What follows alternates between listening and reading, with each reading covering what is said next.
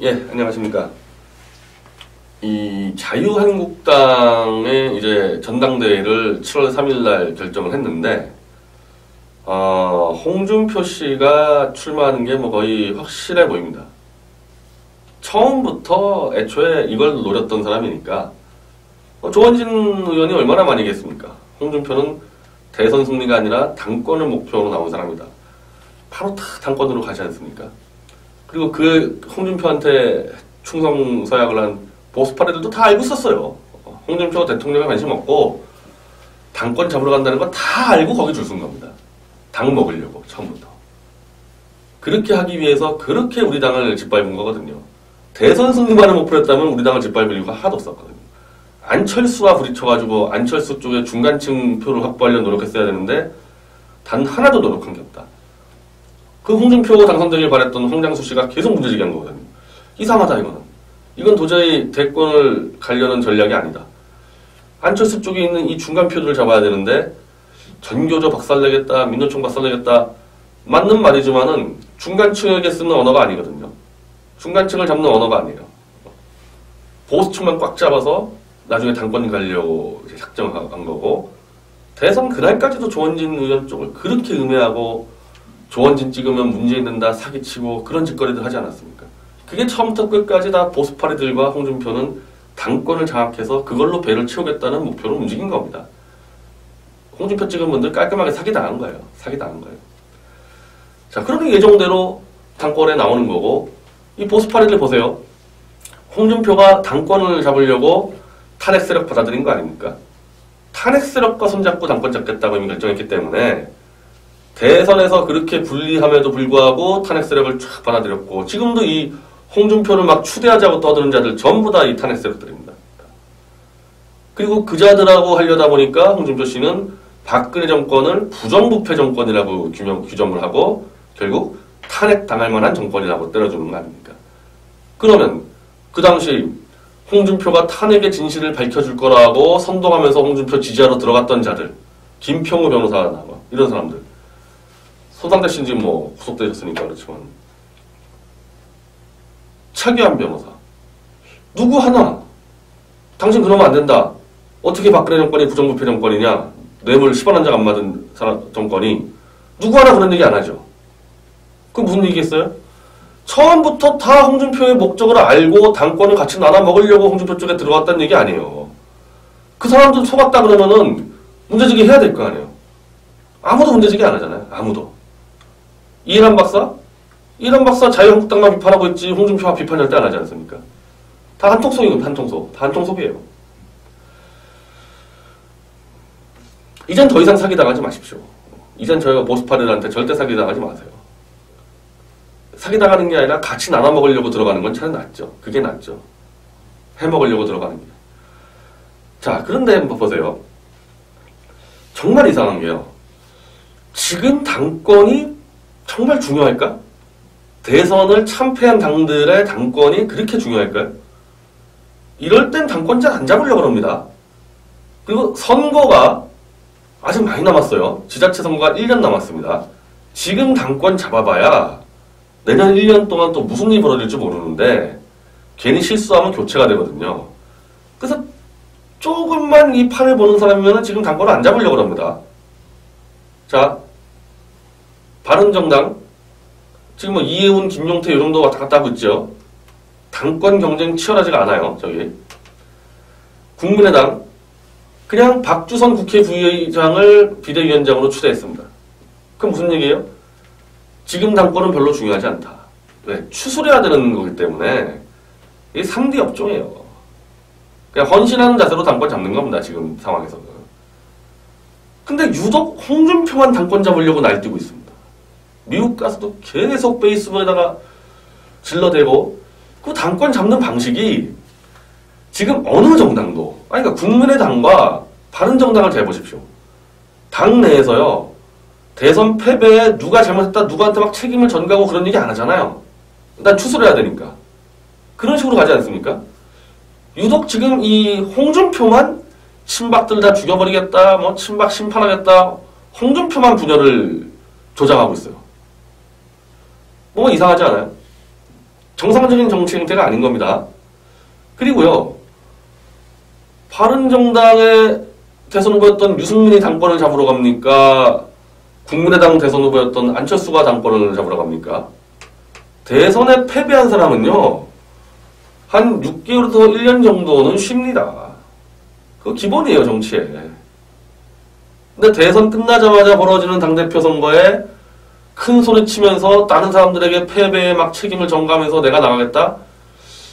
한 번도 본 적 없죠. 제가 가서 이 방송하기 전에 한번 탁 따져봤어요. 저런 경우가 있던가? 대선 참패한 자가 바로 다음엔 당대표 선거에 나가가지고 막 잘났다고 떠들어댄 사례가 있던가? 87년 대선 때 김대중, 김영삼, 김종필이 각자의 개인 정당을 창당하죠. 평민당, 통일민주당, 그리고 공화당, 신민주공화당인가요? 그 패배한 다음에 그 사람들 개인 사당이니까 88년 총선 때 그대로 당대표 가가지고 선거를 치렀습니다. 근데요, 아까 말씀드린 대로 대선 끝나자마자 87년 상황은 87년 대선 끝나자마자 바로 다음에 4월에 총선이 있었거든요. 그러니까 어쩔 수 없이 당의 오너들인 김대중, 김영삼, 김종필이 당권을 잡고 총선을 치러버린 겁니다. 만약에 그 총선이 조금만 한 1년만 떨어져 있었잖아요. 그랬으면은 김대중, 김영삼, 김종필도 대리로 누구 당대표를 내세우고 좀 시간 벌었을 겁니다. 당장 선거가 치러졌기 때문에 그런 거거든요. 그럼 그 사례 말고는 없습니다. 그 사례 말고는 없어요. 92년 대선 때 김대중 씨 대선 떨어지고 바로 영국으로 가지 않았습니까? 3년 뒤에 돌아왔죠. 3년 뒤에 돌아왔어요. 그리고 97년 대선 때 이해창 씨 선거 떨어지고 조순 당대표 체제로 가다가 1년 뒤에 당에 복귀했습니다. 물론 이해창 씨 사실은 당권을 잡으려고 했지만은 그런도 명분을 위해서 1년 정도는 조순 씨한테 넘겨준 겁니다. 다 그렇게 하는 거예요. 다 그렇게. 다 그렇게 합니다. 2002년 대선 이해창 씨 패배한 다음에 정계 은퇴했죠. 정계 은퇴했죠. 2007년 대선 정동영 씨가 이명박 대통령에게 패배한 다음에 자기 전주라는 그냥 찍으면 되는 지역구 버리고 동작으로 올라와가지고 정몽주한테 떨어져가지고 한 2년간 야인으로 살았습니다. 정동영 씨. 2012년 대선 문재인 씨 패배한 다음에 한 6개월 정도 잠잠하다가 전면에 나선 거는 당대표 전당대회 때 한 2년 정도 지나고 나서 그때 이제 전면 복귀했죠. 유독 지금 홍준표만 이상한 행태를 보인다는 겁니다. 유독 홍준표만 이상한 행태를 보이는 거예요. 윤창중 씨가 오늘 방송에서 홍준표 당권 장악 축배인가 독배인가 결론은 독배라고 얘기를 하는 겁니다. 홍준표가 당권을 잡으면은 보수와 당은 완전히 망하게 되어 있다. 완전히 망하게 되어 있다. 그 이제 이해창 씨 사례를 들어요. 윤창중 씨는.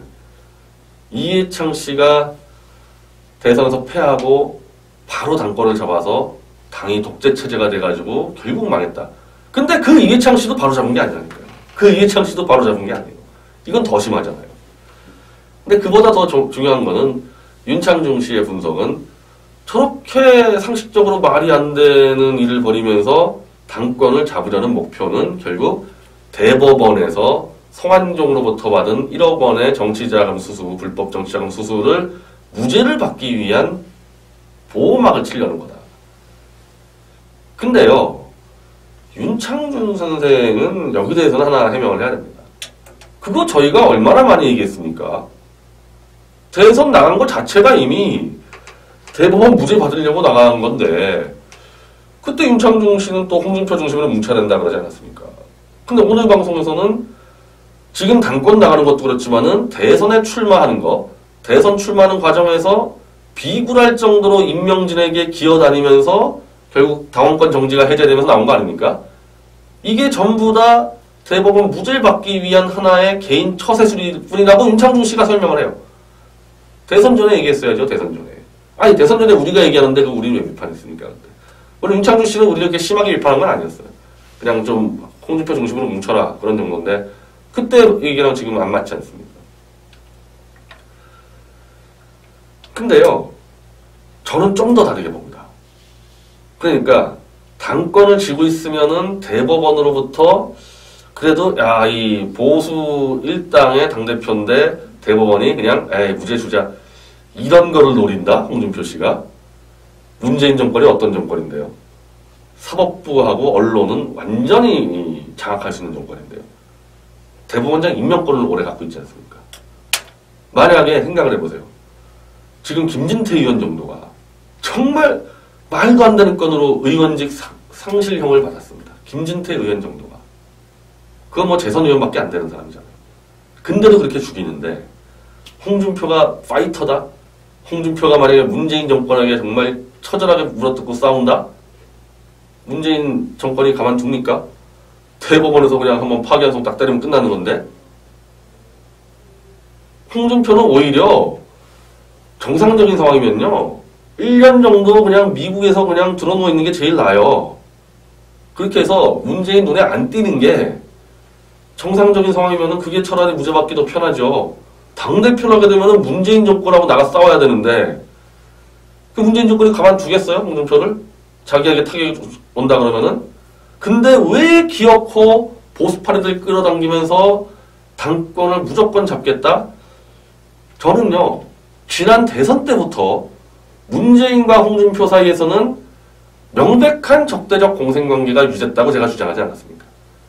문재인 쪽에서 홍준표를 전혀 비판을 안 했습니다. 막판에 약간 하는 척 했죠. 적당히 조정한 거예요. 적당히 안철수 정도 이기기까지만 적당히 조정한 겁니다.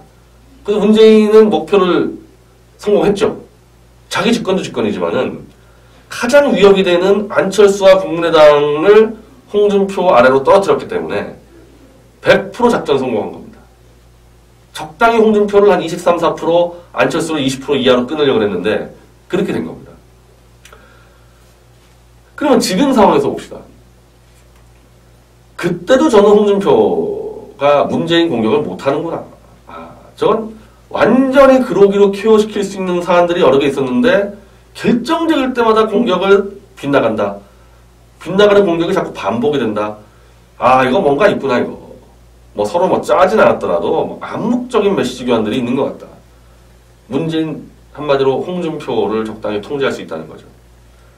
자, 홍준표가 당대표 되면은 문재인은 얼마나 좋겠습니까? 저건요, 대법원 재판은요, 1년 끌어버릴 수도 있어요. 1년 동안 안 하는 거야, 대법원 재판. 대법원 재판이요?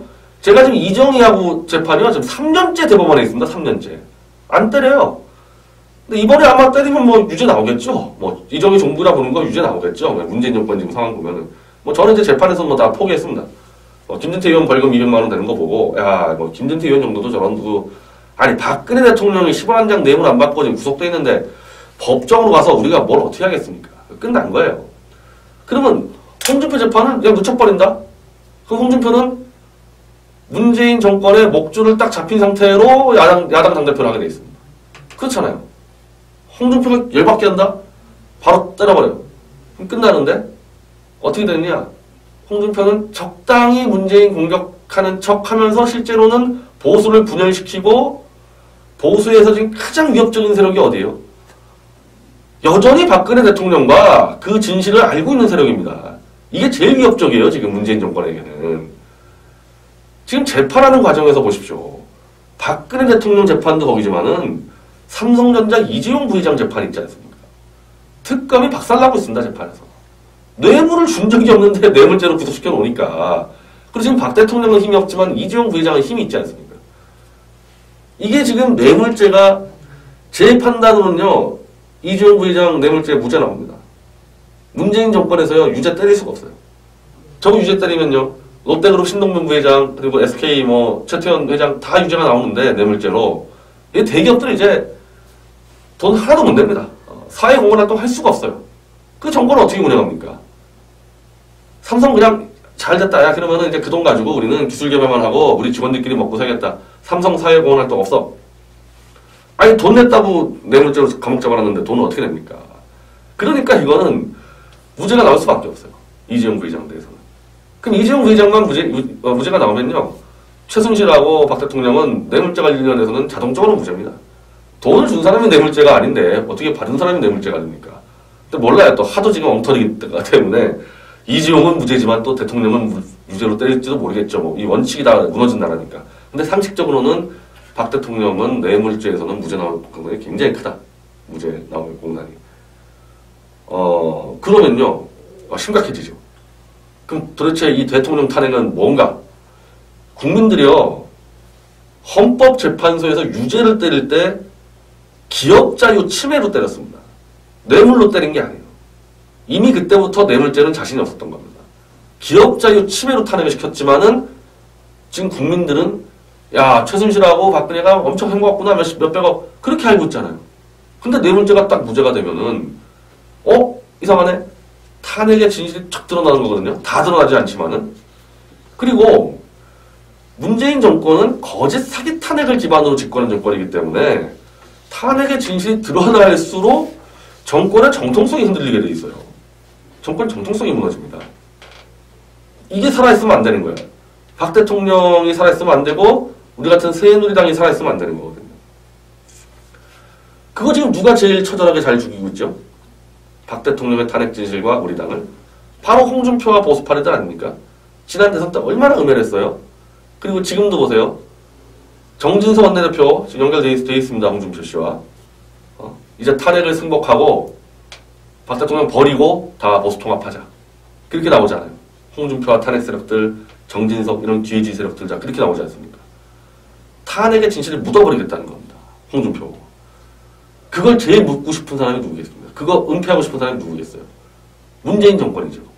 근데 본인들이 할 수가 없잖아요. 그거 누가 대신해주냐? 홍준표와 보수파리들이 대신해주고 있는 거 아닙니까? 얼마나 귀엽겠어요. 얼마나 예쁘고 홍준표 하는 짓이 보수파리들과. 나는 그것도 좀 연결된 게 아닌가 그래요. 어쨌든 정광용은 돈을 위해서 했든 뭘 했든 탄핵의 진실을 외칠 수밖에 없는 사람이죠. 정광용은. 이게 다르죠. 장기정 신혜식과. 그러니까 정광용 구속시키고 홍준표 쪽에서 있었던 신혜식 장기정은 오히려 검찰에 협조해가지고 손상대 정광용 구속에 공헌을 하고 기소됐지만은 구속은 안 나가고. 뭐 이것까지 다 알고 있는지 모르겠어요. 근데 결과적으로는 탄핵의 진실을 묻어버리는 쪽에다가 힘을 실어주고 있다. 그게 홍준표로 상징되는. 그 친박들 죽인다 그러지 않습니까? 친박도 똑같아요. 정광용이랑. 하는 행태로 볼 때는 진실 이런 거와 관계없는 사람들이지만 이 사람들은 자기들이 살기 위해서라도 박 대통령을 지키는 척이라도 해야 되는 사람들 아닙니까? 이걸 제거하겠다는 거 아니에요. 홍준표는. 이걸 제거해버리겠다. 문재인 정권이 하고 싶은 걸 다 해주는 겁니다. 홍준표가. 그 문재인 정권은 대법원 딱 목줄 쥐고 있고.